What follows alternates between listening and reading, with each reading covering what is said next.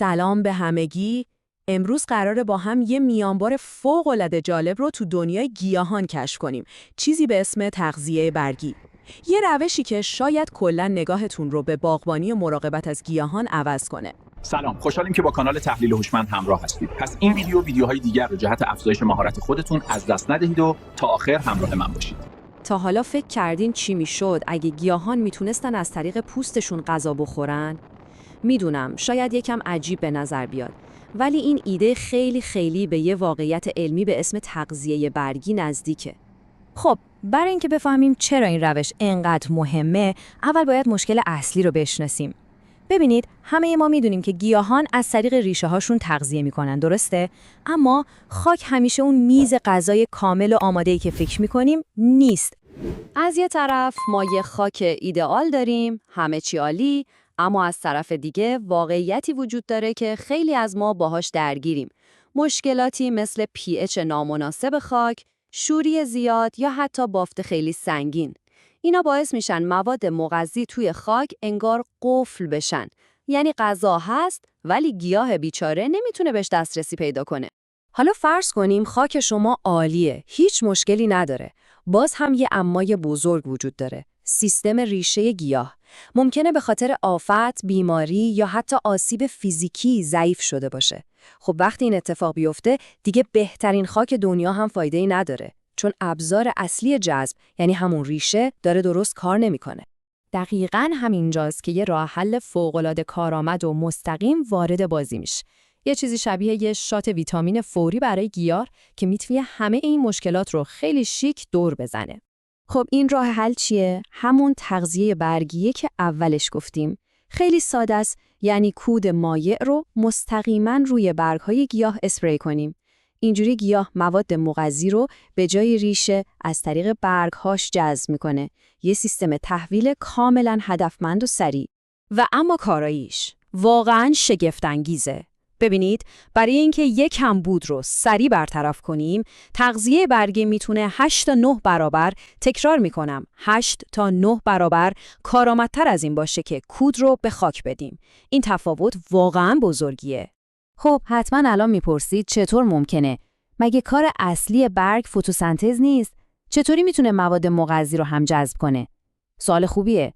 بیاید یکم عمیق‌تر بشیم و ببینیم علم پشت این ماجرا چیه. ببینید، سطح برگ یه لایه محافظ و مومی شکل داره به اسم کوتیکل. راحت ترین راه برای تصور کردنش اینه که بهش با عنوان پوست گیاه فکر کنید. و خب همین لایه اولین و بزرگترین مانع ما برای جذب مواد مغذیه. پس چطوری از این مانع رد میشیم؟ بیایید سفر یه قطره مواد مغذی رو با هم دنبال کنیم. اول از همه به محلولمون یه چیزی اضافه میکنیم به اسم سورفاکتانت. کارش چیه؟ کشش سطحی آب رو میشکنه و باعث میشه قطره کاملا روی سطح برگ پخش بشه. بعدش مواد مغذی از طریق یه سری منافذ خیلی ریز به اسم روزنه وارد گیاه میشن. این روزنه ها مثل هزاران دهان کوچولو روی سطح برگ عمل میکنن. خیلی خوب، حالا که یکم از علم پشتش فهمیدیم، بریم سراغ قسمت عملی و هیجان انگیزش. چطوری این کار رو درست انجام بدیم؟ چون باور کنید توی تغذیه برگی تکنیک واقعاً همه چیزه. اینکه چطور و چه زمانی این کار رو انجام بدید میتونه تفاوت بین یه نتیجه عالی و یه کار بیفایده باشه. مهمترین چیز زمان بندیه. بهترین موقع برای اسپری کردن کیه؟ اوایل صبح یا نزدیکای غروب. دلیلش هم ساده است. هوا خنک‌تره، رطوبت بیشتره و از همه مهمتر اون روزنه‌هایی که گفتیم باز هستن و آماده جذب. یه قانون کلی هم یادتون باشه. اگه دما بالای 27 درجه سانتیگراده اصلاً به محلول پاشی فکرم نکنید. و اما خود محلول. 3 تا نکته کلیدی اینجا داریم. اول، کودی که استفاده می‌کنید باید 100% توی آب حل بشه. دوم، آبی که استفاده می‌کنید باید تمیز باشه و املاح کمی داشته باشه. و سوم که خیلی مهمه، pH محلول رو یکم اسیدی کنید. بهترین جذب وقتی اتفاق میفته که pH بین 4.5 تا 5.5 باشه. یه نکته فوق‌العاده جالب دیگه هم هست. همه مواد مغذی با یه سرعت جذب نمیشن اصلاً. به این جدولی نگاه بندازید. نیتروژن شاید توی چند ساعت جذب بشه، اما فسفر ممکنه بیشتر از 1 هفته طول بکشه. این یعنی چی؟ یعنی ما نمیتونیم برای همه عناصر یه نسخه بپیچیم. هر کدوم استراتژی خاص خودشونو میخوان. خب با همه این تعریف‌ها و مزیت‌هایی که گفتیم، یه نکته خیلی خیلی کلیدی هست که نباید هیچ وقت فراموش کنیم.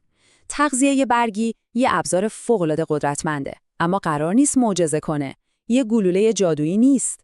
همونطور که متخصص‌ها هم همیشه تاکید می‌کنن، تغذیه برگی یه روش عالی برای رسوندن ریزمغذیاست، ولی هیچ وقت جای تغذیه از خاک رو نمیگیره. این یعنی ما باید بهش به عنوان یه مکمل نگاه کنیم، یه کمک سریع، نه یه راه حل دائمی به جای داشتن یه خاک خوب و سالم. پس سوال اینه که دقیقاً کی باید سراغش بریم؟ بهترین موقعیت‌ها ایناست. وقتی می‌خوام یه کمبود مشخص رو خیلی سریع برطرف کنیم. یا مثلا وقتی گیاه توی یه مرحله حساس از رشده، مثل زمان گلدهی یا میوه‌دهی و به یه تقویت نیاز داره. و البته وقتی که شرایط خاکمون خوب نیست و ریشه‌ها نمیتونن کارشون رو به درستی انجام بدن. در نهایت به تغذیه برگی به عنوان یه ابزار تخصصی و هوشمندانه توی جعبه ابزار باغبانیتون نگاه کنید. یه راه برای حرف زدن مستقیم با گیاه و جواب دادن سریع به نیازهاش. حالا که شما همین راز رو میدونید، دفعه بعدی که دیدید گیاهتون یکم بیحاله یا به یه چیزی نیاز داره، چطور میخواید بهش کمک کنید؟